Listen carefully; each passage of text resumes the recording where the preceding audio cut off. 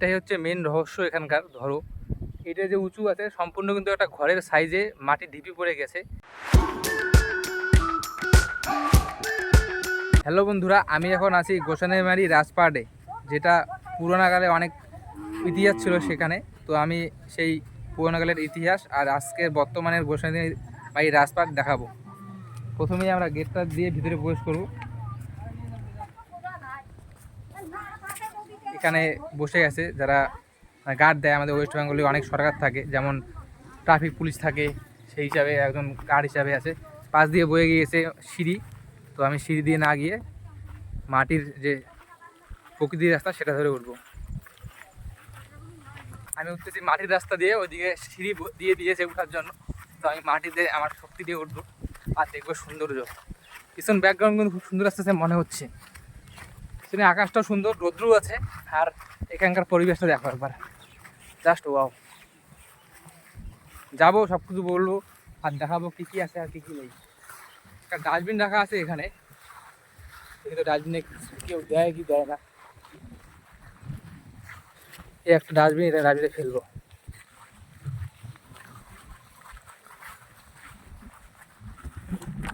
Dustbin ভর্তি। এখানে হচ্ছে কিছু অংশ জমি নিয়ে উঁচা একটা মাটির ঢিপি, এটাই ফেমাস গোসাইমারির রাজপাট। এই রাজপাটে হয়তো কুয়ো ছিল পুরোনো দিনে। এই যে কুয়ার চারপাশে সুন্দর করা ইট গাঁথা, এবং এই যে কুয়া, এই দেখো এই যে কুয়া, এমন কুয়া আছে এখানে একটা, দুইটা, দুই থেকে তিনটা বা দুইটাই আছে এখানে। প্রকৃতির যে সুন্দর রূপ সবখানে দেখতে পাই না, কিছু কিছু জায়গায় গেলে মনে ফিলিংস চলে আসে বা অনুভূতি হয়ে যায়। এখানে শুধু আমি আসি নাই, আমার মতো অনেকেই আসে দেখতে বা ঘুরতে। কিন্তু এখানকার লোকালের লোকও আসছে, তারা ঘাস কাটতেছে, তাদের গরু বাছুর বাড়িতে হয়তো খাওয়া দাওয়া করবে, ঘাস কাটতেছে। এবং একটা মন্দির আছে, সেই মন্দিরে আগে যাবো, তারপরে ভালো করে দেখাবো কি আছে। দিদি দাদাটা ঘাস কাটতেছিল, তো আমি মন্দিরের দিকে দৌড়াচ্ছি।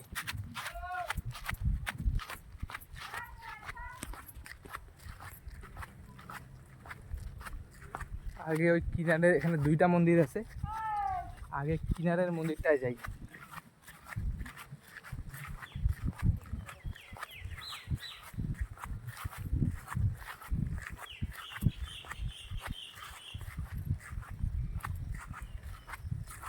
এবং এদিকে নিচা অংশ, ওই মাটির ঢিপি, ওইটাই জমি নিয়ে ওইটা।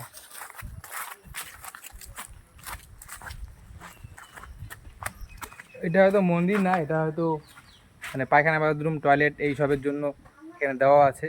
আর হচ্ছে এই যে মন্দির, এর ভিতরে অনেক মূর্তি আছে পুরোনো দিনের ইতিহাসে। আমি এই ভিডিওতে সমস্ত কিছু বলবো। যদি আমার চ্যানেল নতুন হন তাহলে চ্যানেলটিকে অবশ্যই সাবস্ক্রাইব করবেন। এখানে তালা মারা, আমায় লক করা আছে, ভিতরে যাওয়া নিষেধ।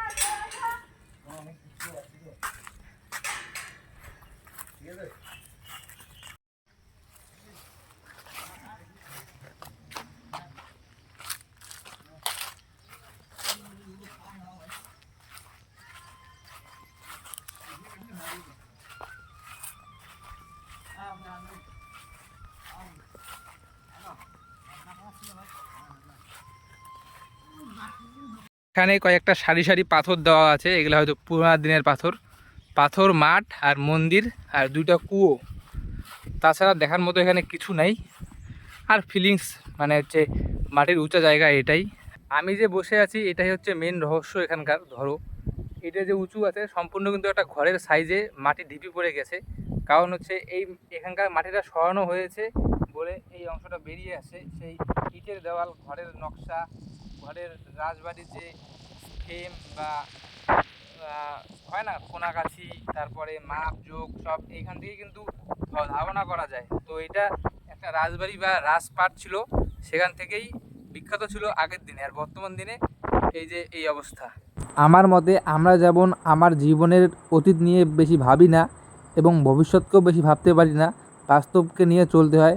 তো এখান থেকে আমি শিখলাম, যা আছে শুধু দেখে যাব, কিছু ভাবতেও হবে না, আর ভবিষ্যতে কিছু প্ল্যান করা যাবে না। এটা সব সরকারি হাতে। বেস্ট অফ লাক, দেখা হবে পরে একটা নতুন ভিডিওতে।